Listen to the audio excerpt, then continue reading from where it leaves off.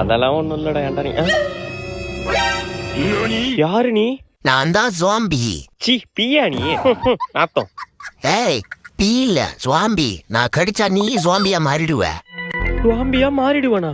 ஆமாண்டா, இப்ப பாரு உன்னை கடிக்க. ஆபியம் யாய். ஆத்தா டங்கு. அப்பாடி ஒரு வழியா சாமி கிட்ட இருந்து தப்பிச்சிட்டோம். டேய் நீ தப்பிக்கல, மாட்டிக்கிட்ட. என்ன இங்க உட்காந்துருக்கு சாமி? தம்பி சத்த கடைக்கு போயிட்டு வாப்பா.